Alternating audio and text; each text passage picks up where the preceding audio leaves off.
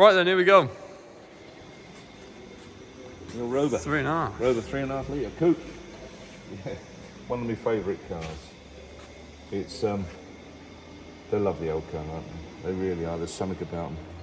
We still have that grey saloon down at Thornton Down there, but I do like the coupes a lot better, and so does everybody else, because the prices are different between a coupe and a saloon, I know. But, you know, as I've said time and time again, I'd rather have a really nice saloon than I would a secondary condition coupe, but obviously to get the coupe in lovely, lovely condition, then you've scored, haven't you? But they are rare, and they're fairly expensive. I mean, you've got to give 15 grand for a really nice coupe. I know you see them advertised out there at 20 grand, 25 grand, but I mean, there's only sharp operators trying it on. They're not worth that sort of money, are they? But 15 grand is most certainly the figure you've got to pay for a nice one, no doubt about that. And there aren't many nice ones about, very, very few. They're one of them cars that people have got at. You know, I don't know what it is with them. I don't know, the type of guys that buy them, I suppose. They buy something at like bargain price at 3,000 and 4,000 quid, if you like. They've really had a result.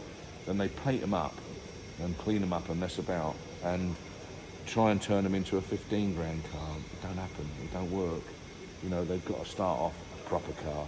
They've got to start off with like 49,000 miles and a lovely interior. It's the old saying, and that, you know, the old sayings are the best. You can't make a silk purse out of a pig's ear. You know, it don't work. And unfortunately, so many guys try that and make them look like, woo, until you get up close to them and you think, a bit of a dog really, you know. So nice ones are hard to come by. They really are pretty good. And my advice is always buy a nice one of anything, especially a P5. And for that, you've got to give 15 grand. And this ain't 15 grand. So here it is, just come in white.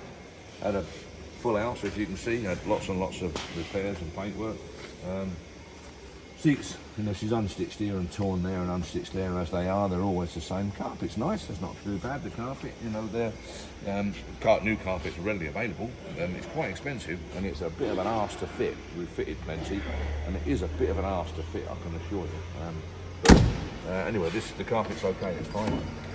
Unusual colour, really quite a rare sort of colour.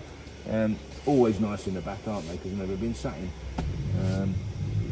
And the same thing applies, you know, door shuts are okay. The wheel arches are reasonable, aren't they? Quite tidy. Right wheels go quite bad on the chrome on that corner. There it is, look, got a bit of tape over it. They're always going bad there. Somewhere we've got some bumpers in stock for one that we've had for years and years. And it can be repaired, but you're probably better off buying a good second-hand one from someone. Nice and tidy in there, as you can see. Don't recognise rubbers quite like that, but I suppose they work. They're getting a bit hard and that sort of thing. You might have to replace them really to stop any leaks and that, but maybe it don't leak, I don't know.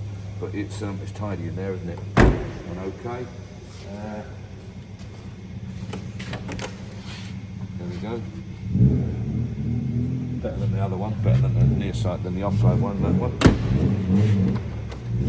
Door shuts, yeah, it's generally a little bit better this side than it is offside. I think that's probably generally the case, isn't it? There's always one side better than the other.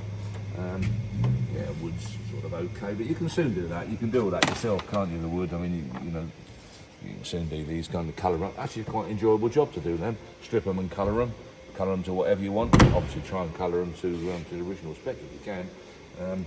Again, door shuts. This was at a time when they were a little bit iffy. They were thrown together a little bit, really. I think you've probably got a little bit of room to shut that up a little bit because you're a little bit tight there, aren't you? And a little bit of a gap there. Probably, you know, you can set that out yourself. They go very badly over here, as you know. Front bumper's good. That's okay. That's good. Real good, isn't it? Right lights. Nice, bright-looking car.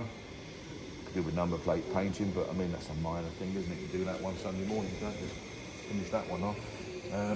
And yeah, you know, as I say, it's had a fair house, you know, a fair old paint job, and it looks very, very bright. Yeah, it's never going to make a concours car, but it's quite smart, and it's one of them cars that you took to a show. A lot of people would admire it, wouldn't they? You know, I'm sure they would. Interior, awkward things these. They go like that all the time. the stitching comes undone all the time on these. It really does. It just breaks, and it's such a shame really, because there's beautiful seats. I mean, these are probably the most comfortable seats in the world.